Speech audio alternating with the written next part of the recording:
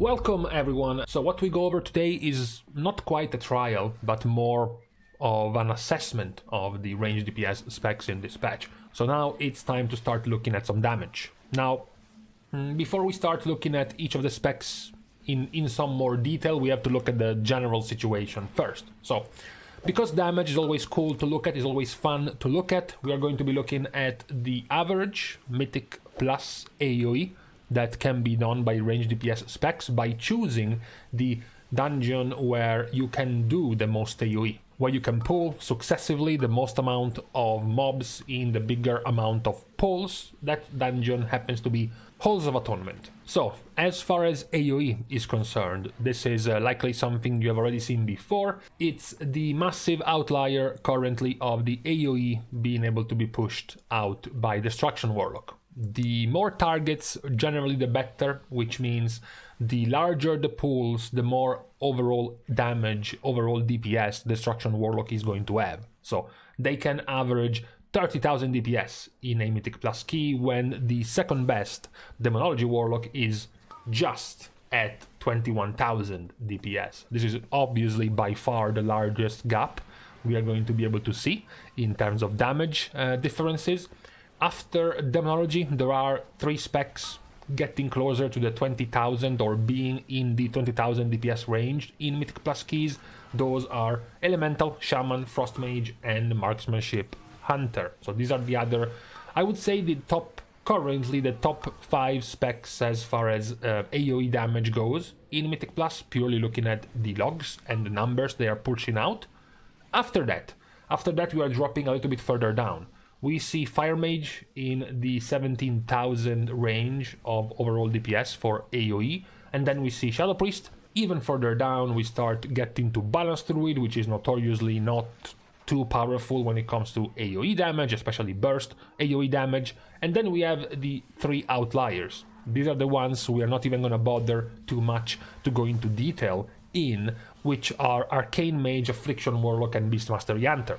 Their AOE in Mythic Plus is quite sad.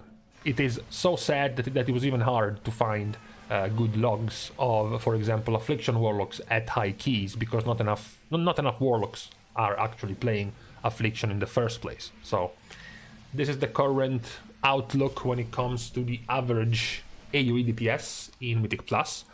What about the comparison to what they can do in single target? Because if you look at the average single target damage these specs are doing in a fight, in a pure single target fight like Skolex, we see a few specs at the top that were very close to the top or very healthy at the top in AOE also being here in single target. Because the first one at the top is not too much surprise, is Demonology Warlock. They are proving out they are getting to have the highest single target damage in this fight. Following Demonology, there is another outlier currently performing quite well on Skolex, which is Fire Mage. We have seen over the last few weeks that Fire Mage is not performing too well overall. If we look at all of the other fights and whatnot, Fire Mage doesn't have too good of a performance, but here, in single target, in Skolex fight, Fire Mage is doing quite well. In fact, they are cleanly the second highest damage dealer in single target here.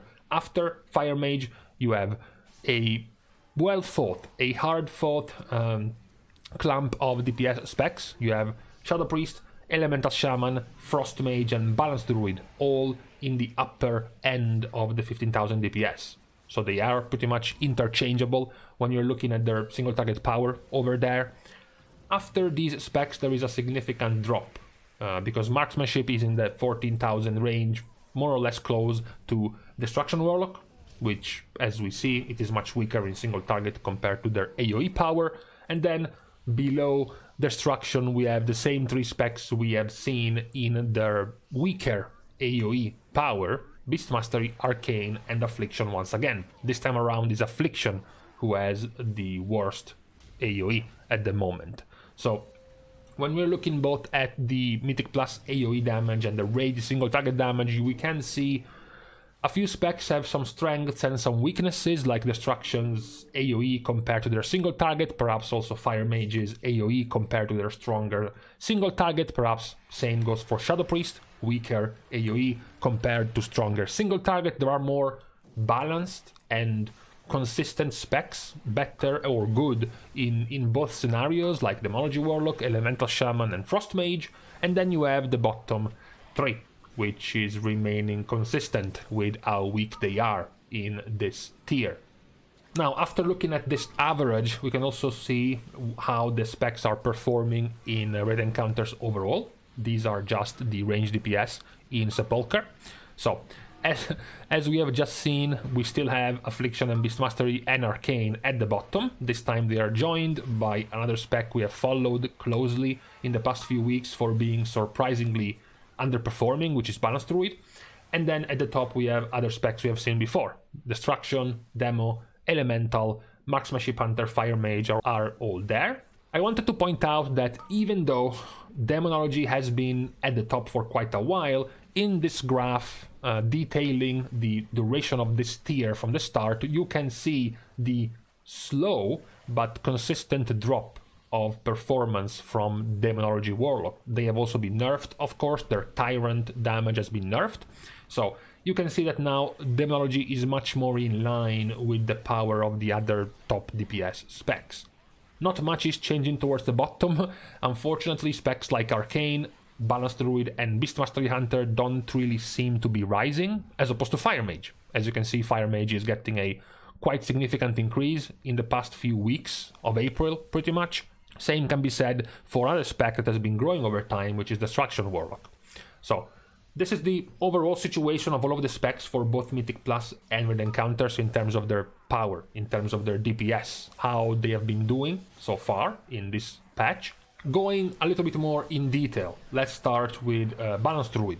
So Balanced Druid is primarily Ventier in Raid Encounters because of the power of their burst windows, and then when it comes to Mythic Plus they are dropping a little bit more towards Nightfey.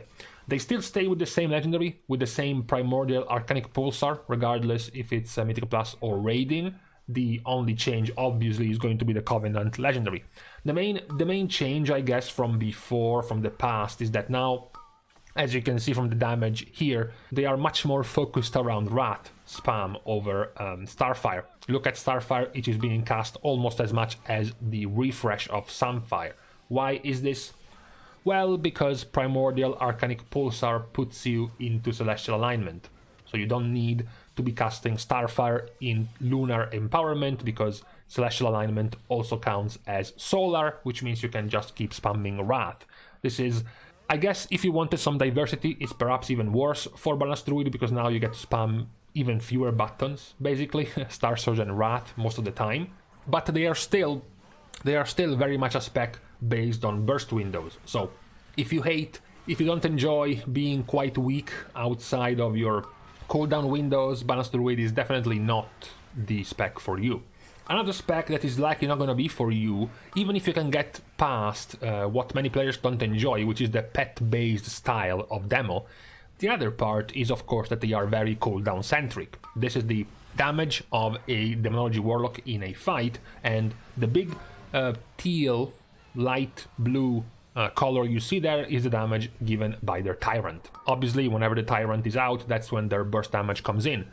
The reason why Demo has gotten even better now is because playing with Nightfey, you play with Soul Rot. There is a problem. The Tyrant has a 90-second cooldown, Soul Rot has a 1-minute cooldown. They don't really line up together. Thankfully, Wilfred's Sigil comes into play. Wilfred's Sigil, as you can see by the usage of the Tyrants, gives the Warlock the ability to use the Tyrant roughly every minute. This puts the Tyrant on the same cooldown of Soul Rot, which, because you're playing Nightfey, you have the Soul Satchel Covenant Legendary, which gives you crit and haste, and their damage output is quite self-explanatory. The things they actually cast are mostly just for buffs and uptimes of charges and benefits for the pets. Things like Hand of Gul'dan and Demon Bolt are basically doing no damage. Most of the stuff is just gonna be your pets. Demo has quite the variety, because while in Raid Encounters you are playing with Wilfred's Sigil, because the Tyrant is everything for you. You need Wilfred's Sigil to put your Tyrant on the same cooldown of Soul Rot. In Mythic Plus you don't. In Mythic Plus is not relevant, so you get to have the freedom of choice in your legendaries. You're still choosing Nightfey, so your Covenant legendary, the Decaying Soul Satchel, is still the same, but at least you can choose between still using Wilfred's Sigil, or perhaps going to Implosive Potential or Grim Inquisitor's Dread Calling. Both of these are viable choices for Demonology in Mythic Plus, so there is a difference in the choices for you between raiding and doing Mythic Plus. Talking about the opposite, we go from Demo to Destruction, because while Demo has consistent burst windows, Destruction has been moving further away from burst windows. Perhaps you remember from BFA the lots of burst that Destro had with their Infernal. Now they have been moving away from Wilfred's Sigil. They have been moving away from reducing the cooldown of their Infernal and having more Infernal windows. Now, also thanks to their tier set, spawning Infernals for them, they are moving more towards a Chaos Bolt heavy window of damage. They are also changing Legendary more and more. Madness of the Ajakir for more Chaos Bolt damage. Of course, their overall damage is going to be very Chaos Bolt centric. This gives them a more stable and a more consistent type of damage, but as a result makes their burst windows much weaker whenever you don't have your Infernal out and available as much as you could have it before. In Mythic Plus, of course, for Destro they go back to using Wilfred's Sigil, because that's where the AoE, massive wide range AoE of your Infernal gets more value, so obviously they go back to that playstyle. It is still a playstyle that can be used in raid encounters as well. Madness of the Ajakir, Chaos Bolt playstyle is rising, it's more popular, but it is still not far and wide the most used, so to speak. It is on the advantage for now, for Destruction. Talking about now the complete opposite of these burst window talks, we have Elemental Shaman. Elemental Shaman is the perfect spec if you are one of the guys or one of the gals who wants to have consistent damage every time. You don't care about burst windows, you don't care about lining up your cooldowns and maximizing all of these type of damage edges you can get for yourself. Instead, you just do the same damage consistently. This is the profile damage of an Elemental Shaman. You can see how straight and how consistent it is. This is because of their turret damage machine gun build of Lava Burst spam. This is a 5.5 minute fight, and the Shaman has 130 Lava Burst casts. This means pretty much that once every 2.5 seconds you get to cast your Lava Burst. That's how often you get to proc your Lava Burst instacast. This makes it very consistent in damage, very good for moving, for example. You don't have to hard cast as much. As you can see from the casts here, you have Lightning Bolt being cast barely more than Elemental Blast. That's how little you get to cast Lightning Bolt with this type of build. So this is also good for Elemental in the long run, because you gain even more value from Mastery.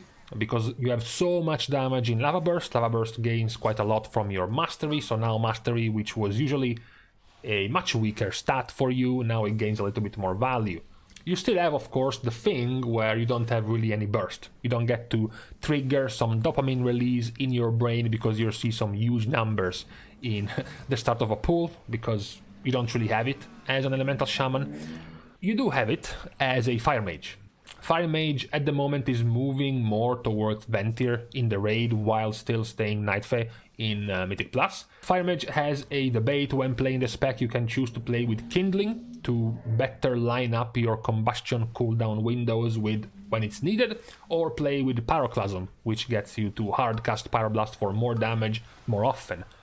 The two types of builds are better illustrated here. As you can see, one build gets to have 5 combustions used in the same fight as the other build that only gets to use 3. Despite this, though, both of these mages have the exact same damage. The reason why is, of course, the one with only 3 combustions has a higher consistent damage than the one who uses 5 combustions. As you can see here as well, the Pyroblast overall damage of the mage using Pyroclasm is almost 1000 DPS higher than the mage that gets to have more combustion. So this is more or less the main debate of Fire Mages in the raid, choosing between Kindling and Pyroclasm. This heavier hard cast pyroblast style of Fire Mage is helped by the fact that, of course, in raid encounters you play with Sun King's Blessing, so you want to hard cast a pyroblast anyways. Might as well use a talent that gives you much more damage on your pyroblast, which is more or less what the Fire Mages are doing with this build. In Mythic Plus they go back to Disciplinary Command for their on-demand 20% more crit damage for their combustion. After Fire Mage, we have another spec that changed quite a lot, because now they have moved over to Necrolord. That is quite massive, because Necrolord was quite dead of a Covenant for Mage for pretty much the entire expansion. It still is dead for Fire and Arcane, but not for Frost Mage. Even more so, they get to change more often now their Mythic Plus legendary, because now more and more Frost Mages are playing with Cold Front. Because of the amount of Frostbolts you get to cast, because of Deathborn. Deathborn essentially gives you Frostbolt Cleave. It gets you to hit multiple targets with your Frostbolt at once, which spikes up the amount of casts of Frostbolt massively, which gets you to cast Frozen Orb much more often. That's the good synergy of these two legendaries together. Also, Frost Mage is another spec similar to Elemental in terms of lack of burst damage. Yes, they have quite a lot of damage in Mythic Plus, but specifically talking about single target, Frost Mage is still the very, I would say, boring type of spec that spams Frostbolt, dumps their Ice Lances, and just goes over again. Not much has changed, even while you're going for Necrolord. The same strategy, the same playstyle as before, which pretty much makes your Icy Veins endless. You know, this is a mage using Icy Veins on pull, and it lasts for 2 minutes 15 seconds, even though Icy Veins is supposed to last for 20 seconds, not 135 seconds. You can pretty much maintain Icy Veins up for the entirety of a fight. 30% more haste basically gets you to spam Frostbolts even faster, so that is still basically what Frost Mages go for. In Mythic Plus also there is not too much change besides the good change of going Necro and also changing your default legendary into Cold Front. Now we have steered away a little bit more now from burst damage, talking about Elemental and Frost Mage, so now it's time to go back to burst heavy specs because we are looking at Marksmanship. This is how Marksmanship looks. They basically have two colors in their damage. One color is Aim Shot, the other color is Wild Spirits. That's how they operate in raid encounters. They are still Night Fae because of the power of Wild Spirits on a 2-minute cooldown. You don't need a shorter 1-minute cooldown in the raid because the damage requirement windows in the raid are usually more spread apart compared to a Mythic Plus key. So that is still how they play. Of course, to no surprise, their playstyle is still very, very, very aim shot centric in single target and in raid encounters. In Mythic Plus, not much changes. Their ricochet aim shot damage is still quite obscene. In terms of AoE damage, they can move, and they have moved over to Kyrian in Mythic Plus due to the 1-minute cooldown of their resonating arrow simply being more effective in Mythic Plus. Marksmanship, besides choosing between Kyrian and Night Fae for the Pact of the Salt Stalkers legendary for Kyrian or the Fragments of the Elder Antlers for Night Fae, they don't really change other legendaries anymore. They gave up. Now they are just constantly playing with Secrets of the Unblinking Vigil, which is a flat-out AoE legendary. Also now made a viable single target legendary because of their tier set bonus. So they are not changing anything else for their setup in AoE or raid encounters. They are still a very burst-centric spec that plays around their cooldowns. Talking about burst, there is a spec that perhaps you might not have expected to be here because Shadow Priest, over time, has gotten quite a bit more burst-centric, although perhaps calling it burst might be a little bit of a white lie because yes, they have a lot of damage. Yes, they have a lot of damage in their cooldowns, but it takes a little bit to ramp up. So it's not the same as Combustion, just to say. It's not the same as Wild Spirits and a bunch of aim shots.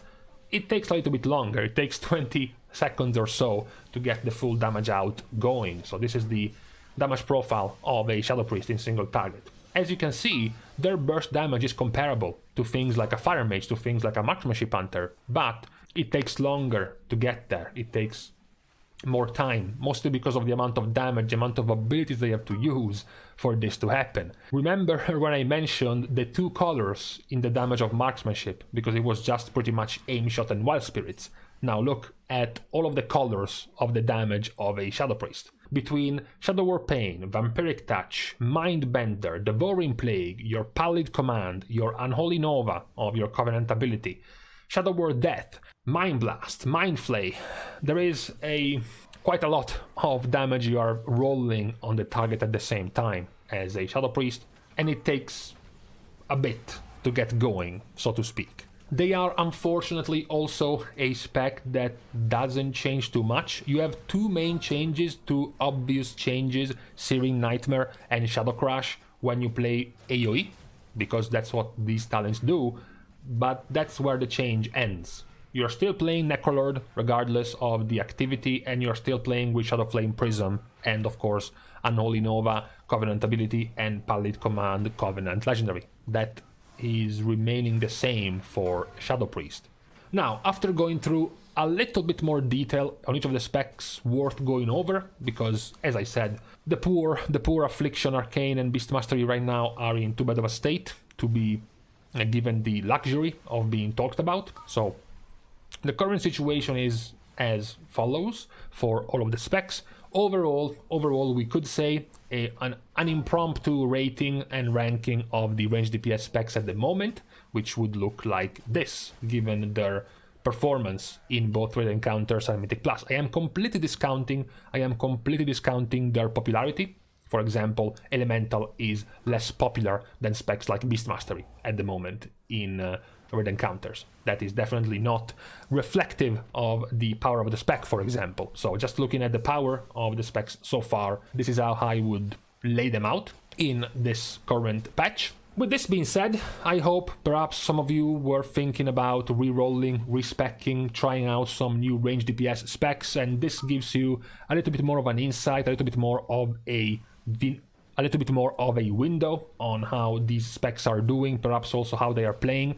What type of damage can you expect if you play a certain specs? A lot of burst windows, a lot of consistent damage, big giant cooldowns, short, smaller cooldowns, etc, etc. I hope this was informative enough to have been an interesting video for today. Of course, what is left now is the melee DPS. So we will go over that perhaps on Tuesday or Wednesday. That's the last of the roles we have for this type of video. So with this being said, I'm gonna leave you. Thank you guys for watching the video and for helping to grow and support the channel. You can do more by liking and commenting on the video, as well as subscribing to the channel. Obviously, this one being a Ranged DPS based video, all of the Ranged DPS players are welcome to subscribe. Also, I am found, for reasons not quite specified yet, I am found on Twitter as well, and you can also support me on Patreon. Your support and your money will be used to treating my sore throat problem, which has been going on for days now. Perhaps I will be able to carry on videos for longer. Although this video is already long enough, to be fair. Thank you guys for watching. See you guys soon, and in the meantime, I don't know if putting down the blinds was the play here. It's better because of less light, but now it's kind of dark. But I don't want to put up the light because otherwise it looks like I'm being blasted by the sun. So, I don't know. I'm on the fence on the decision.